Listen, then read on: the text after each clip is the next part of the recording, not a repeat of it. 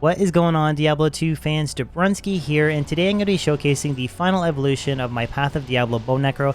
Now, as it stands, I'm going to go out on a limb here and say that I have the very best Bone Necro currently on the Path of Diablo Ladder, and I kind of earned that title by default because nobody really plays this character past the leveling phase. The damage really scales off, and it's not really the best endgame character, so I kind of earned the title, like I said, by default. But all jokes aside, like all my previous build videos, timestamps will be in the description below, so if you guys want to bounce back and forth between specific segments of the video, they're there for you guys to use, so please take advantage of them. And a quick reminder that I stream twice a week on Twitch. I've been kind of streaming the progression of this character through kind of building and endgame content, and I will be transitioning to a Poison Necro. So if you guys want to be around for those live streams, link for my channel, it is in the description below. If you guys give me a follow, I would really appreciate it. But guys, hope you enjoyed this video. Let's jump in.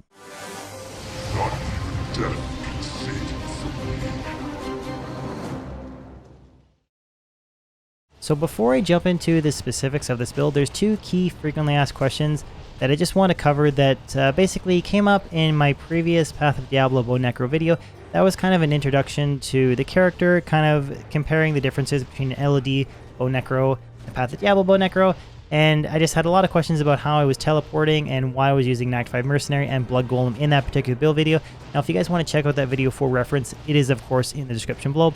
But first up, how do I teleport with a Bone Necro in Path of Diablo without the rumored Enigma?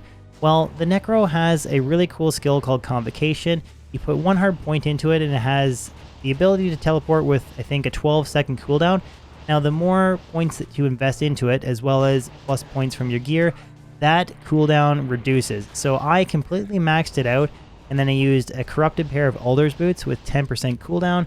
More on that when we jump into the gear. And then just a bunch of plus skills to get that down as low as possible. And I actually can achieve a 0.4 second cooldown with Convocation. So it's kind of like teleporting with a Javazon in LOD Diablo 2. That's probably the best comparison that I can make. But that is how I'm teleporting without Enigma in the previous video and this video. I just wanted to cover it because I got asked a lot.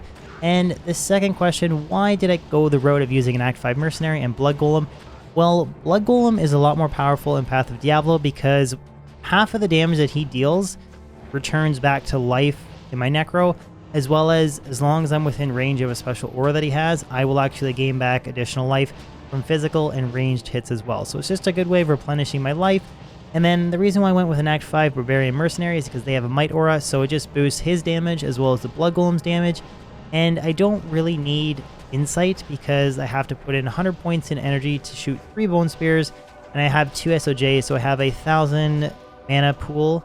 So I don't really see the point of using Insight. I just pot when I need to recover my mana. But yeah, so that's why I went with an Act 5 Mercenary and Blood Golem. But that is the two key questions that I wanted to address that came up a lot in the previous video. So now I'll kind of break down the attributes and the skill tree very quickly because they didn't change much from the previous video, and then we'll dive into the gear and we'll do some endgame mapping to showcase the build in action. So for the attributes, it's a little bit more optimized than the previous video. I have 156 into strength. That is because I finally have a torch and an Annie and all of the proper jewelry, so I don't have any additional plus strength that I have to worry about as I change my gear around. So 156 into that to equip the Rumored Spirit and a Monarch Shield. Nothing into dexterity. I have 100 into energy. Again, that's to shoot 3 Bone Spears versus 1, is tripling the damage for 100 energy investment. And then my remaining points are put into vitality, so I have 1,730 health prior to CTA buff, which is a big upgrade from the previous video where I had about 1,100 health. And then I have 67 fire resistance, 69 cold, 60 lightning, and 39 poison. So a pretty decent res spread. It could be a little bit better with a little bit more optimized charms, but yeah, that's basically a wrap up of the attributes. You can see that I have 10k Bone Spear damage, and I have the 125 FCR breakpoint, so we're really dealing a lot of damage, but unfortunately, like I said earlier on in the video, Bone Necro kind of scales off for mapping, so any regular areas in Path of Diablo, this Bone Necro destroys, but as soon as I jump into kind of Tier 1, Tier 2, and Tier 3 maps, the damage really scales off. So taking a look at the skill tree, starting off with the curses, I have 4 hard points invested, just 1 point because all of my plus skill gear just gives me a high enough skill level. I don't really need to invest extra points, but I have 1 into Dim Vision, 1 into Terror, 1 into Life Tap, and 1 into Decrepify. So Decrep I kind of use depending on if I want to support my teammates if they're dealing a lot of physical damage. Life Tap and Terror, they're really just solely there for kind of support for Ubers. If I want to kind of give my teammates like a Smite or Life Tap, or if I want to use Terror to scatter minions, that's why I have 1 hard point into all of those. And then I have 1 into Dim Vision. This is actually a very effective skill that I find works really well in kind of narrow maps, so stuff like the Musty Crypt or the Icy Cellar, where there's not really like a big open area. Dim Vision just works really well for kind of blinding monsters, and I don't really take any range damage. It's just really nice for safety. And then for the summoning skill tree, like the previous video, I completely maxed out Convocation to get 0.4 second cooldown delay, and then I completely maxed out, sorry, I shouldn't say completely maxed out. I put 1 hard point into Raise Skeleton Warrior, 1 into Raise Skeleton Mage, and then 1 into Revive, and then 1 into Clay Golem, and then 1 into Blood Golem, and then I put all of my remaining points after I maxed out the Bone Tree into Summon Mastery, just to really kind of crank up the overall life and resistances of my Blood Golem and my Revives and Summons as well. And then wrapping up with the Bone skill tree, I maxed out Teeth, Bone Spear, and Bone Spirit. That's because they all synergize each other, which gives me a total of, like I said, about 10,500 Bone Spear damage. And then I have 1 hard point into Bone Armor, 1 hard point into Corpse Explosion, and then 1 hard point into Bone Wall. Those are just prerequisites to unlock Bone Spirit, to again synergize Bone Spear. So I just wanted to say before I dive into the gear here, I just want to give a huge shout out to numerous people. You know who you are. Multiple people have either donated stuff on stream, have actually taken time out of their schedules to trade for me to collect items to make this video, or they've just been super generous and have given me trades that I've traded back for, but just giving me a very good deal. So basically, shout out to all you guys. You know who you are. You helped make this video possible. That being said, let's show off some of the stuff that I found as well as was given and traded for. So the weapon is an 8 Bone Spear White Wand, so this is amazing for damage, just boosting our plus skills as much as we possibly can. Then I have a 2 Open Socket Corrupted Shaco that I currently have 2 Perfect Rubies in. That's just to boost my overall total health because CTA is significantly nerfed, so I kind of want to make sure I have as much health as possible for some of the more challenging endgame maps, so I put 2 rubies in there for an extra 76 to plus life. And then I have a 4 Open Socket Upped Corrupted Viper Magi with, again, 4 Perfect Rubies for 152 life, plus the 76 on the Shaco. I think Shaco already has life based on character level, but again, just trying to boost our plus life as much as possible. And then I have Corrupted Trang's Gloves. These were corrupted with 10 all res, so that's why it says 40 cold, 10 lightning, 10 fire, and 10 poison. So this is really good. I mean, 2 to curses, 20 FCR, going towards that 125 FCR breakpoint. And then it also just provides additional res to make sure my resistances are capped out. And then I have a 35 FCR Spirit. Corrupted Alders. These are corrupted with 10% reduced skill cooldown, so that's how I get that 0.4 second Convocation. And then I have a couple pieces of gear here that's not corrupted because I don't have the balls to do it yet. So I have a plain Arachnid's Mesh. So ideally you could corrupt this and try and make the Necro better, but if you've seen some of my previous corrupting highlights, you know that it can be a little bit risky. So just running standard Arachnid's Mesh, 1 standard SOJ, and then 1 corrupted CNC SOJ. And then I have a 210 FCR, 58 to life, 58 to mana, crafted caster amulet that has been corrupted to give it an additional 1 to all skills. So a total of 3 to poison and bone skills for a lot of additional plus damage. And then on the offhand, I have a CTA and Spirit. Now CTA is significantly nerfed. This is a 253 that I rolled on stream earlier today. It is only about an extra additional 200 life, but it's 200 life. I mean, 17 versus 1900. And it is additional plus skill for more damage. So that's why, again, I just went with the road of going CTA on my Necro. And then my entire inventory is different assorted poison and bone skillers with plus life or plain poison and bone skillers. And then I have some assorted plus life res, fast rate recovery res, and then just plain 20 to life or 19 to life small charms. This is actually 16 to life, 14 all res small charm. And again, that's just to try and get my resistances high and then have as much plus life as possible. And then, of course, I have a Torch and an Annie. This is an 18-15 Necro Torch and a 15-13 Annie Charm. Now, this is kind of the standard gear that I would equip when I am farming maps either solo by myself to kind of bump up my damage and health, or doing it as a team. I just really want to maximize damage and overall plus life. Now, if I'm doing solo MFing in areas like the Chaos Sanctuary, I do change a couple gear pieces around to stack some additional MF. Just to show them off here, I have a Geed's Grand Charm, a Corrupted Nagel Ring that gives me additional 15 plus life. These are Corrupted 34 MF War Travs that give me an additional 14% lightning res. And then I have a few assorted MF Small Charms. I have more in my inventory, but I just kind of swap that all out to sit around 200 plus health. And then I also just wanted to show this homunculus. I do plan in the future on making a video kind of covering some of the concepts of endgame mapping in Path of Diablo, but some of the maps, the monsters have Conviction Aura or they proc lower res on you, so I will just alternatively drop the Spirit. I lose an FCR breakpoint, but I'll throw up Homunculus, and that gives me an additional plus 84 to all res, so it basically completely combats the low res or Conviction Aura. It's just kind of like selected gear that I optimize for specific mapping, depending on the roles that actually spawn on the relics. And then my Mercenary, I'm actually kind of really proud of some of the gear that I've collected for him. So his body armor is Treachery. Now I do have a Fortitude in my inventory that I do occasionally switch out, but I think that Treachery is better, just attacking more quickly, and then that damage reduction is just really nice, and overcapping res again for those conviction or lower resistance maps that we talked about. The weapon is a Ethereal Colossus Blade, 6 open sockets, and I made the rumored Silence in it.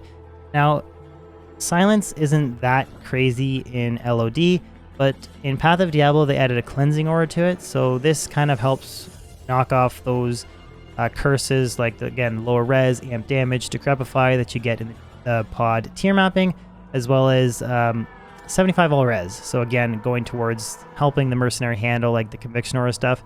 Now, but the coolest piece of gear here that I want to show off is this Dariel's Visage. It's 3 open socket, corrupted, with 3 really nice jewels. 2 of them I found on stream, another one a partner from, a member from my Discord, I should say, excuse me, donated the jewels. So it's 3 15 IS jewels. One of them has 32 to enhance damage, the other one has 89 to attack rating, and the final one has splash damage. So splash damage, AoE, 2 dull skills, 65 increased attack speed with ED, attack rating, life stolen per hit, and 25 to strength, like all the other Dario's Visage stats. But that is kind of one of my favorite pieces of gear that I've created this ladder. So yeah, that's the Mercenary's gear and my gear.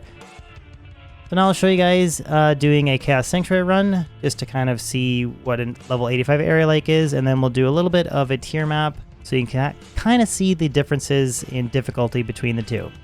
So you're really going to see how powerful the Bone Necro is in some of the standard MF areas in LOD, like the Chaos Sanctuary. That's really the only reason why I want to kind of demonstrate it. And then you just see a lot stronger than your traditional Bone Necro. 10.6k magic damage. And this is what a completely maxed out Convocation teleport looks like. So we're teleporting kind of like a Javazon. And then we'll just kill some stuff here. I mean, I haven't even bothered to cast my bone armor or summons, anything like that. I mean, we're not even cursing. You can shoot some dim vision around just for some safety. But again, you really don't need it, because we really just absolutely run over everything, no problem. And again, you're going to see a pretty big contrast. I'll grab a couple of revives just for Diablo. You're going to see a pretty big contrast when we actually do some of the endgame mapping.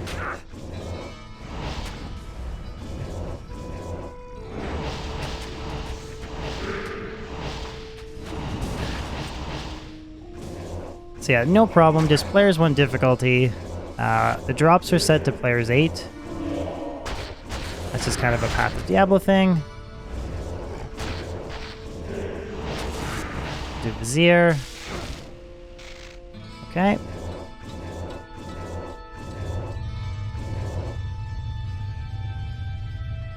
Not even death can save you from me.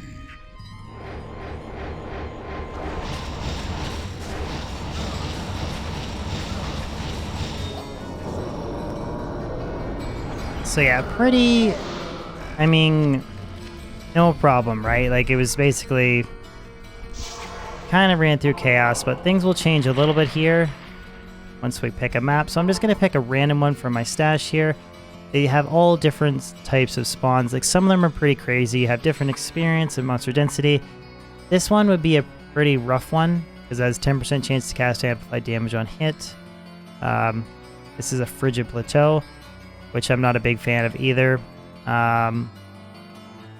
Okay, we'll do this one. Chance to cast amplified damage on striking. So you just go to this altar here. These will randomly drop with different modifiers. You can corrupt them. And you just go like that, and that's going to open up your area.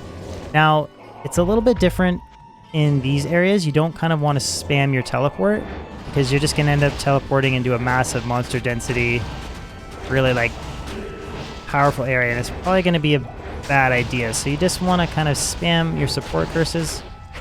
Worm Skull, that's garbage. So you can see basically everywhere that you turn, you're just constantly running into monsters. And I have decent damage for these tier 1 maps solo.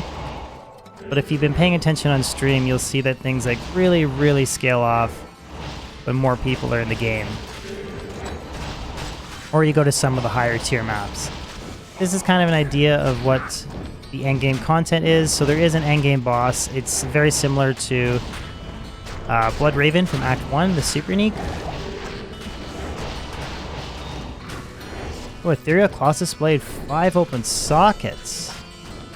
That's kind of a cool find. I could maybe roll Death or something for a Mercenary. One of the big problems too is using these revives. I always think that they're monsters and I shoot them. It's kind of funny. But yeah, this is really just what this character is like in the endgame content. Like, it's very straightforward. Just picking a curse that supports you, which Dim Vision actually works really well. And I do change it up depending on what I feel like farming. Like, I should have actually realized I actually Dim Vision Diablo during that. I should have decrypted him instead, but see, there you go. That's some of that amp damage that I gotta kind of watch out for. So make sure I recast my bone armor. Go back in again. That's what makes the curses very effective with this Necro, is you can just use them to help support you and your party. And the game servers were setting in 10 minutes. That's okay. But yeah, this is basically endgame mapping in the Bone Necro, 125 FCR. Again, I do drop a breakpoint if I switch out and use Homunculus, but it kind of gives you an idea of, like, you can see how much. And this isn't necessarily like the best example of how actually hard some of the maps can get. Like, this is only a tier 1 map. They can go tier 2 and tier 3, and again, remember, the difficulty significantly increases as you have more people enter the game, right? So you can see that I'm doing okay solo tier 1, but I promise you, as soon as we get into kind of like tier 2 maps or tier 3 maps, or we have a couple extra people in game, really start to see that the damage scales off. I'll actually include up here in the corner, I'll include some footage. Let's not die! Teleport! See, that's Convocation 2 does not work on standard FCR breakpoints. If I get stun locked, it's very difficult to get out of there. But yeah, so up in the corner, you should see some footage of a Pleasant Cow pasture map. So that was a high density map that I did today on stream, that I did with the boas on, and another Bone Necro. Just crazy monster density. Very difficult monsters to kill. Well, guys, there you have it. That wraps up everything that I wanted to showcase and talk about for my final evolution of my Path of Diablo Bone Necro. So hopefully you guys enjoyed this video. As always, if you could throw a like on it, share it, even consider subscribing if you're new to my channel. I post new weekly content on YouTube.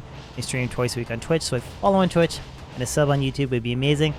Other than that, guys, hope you have a fan-frickin-tastic day, and I'll catch you on my next video or live stream. Peace out.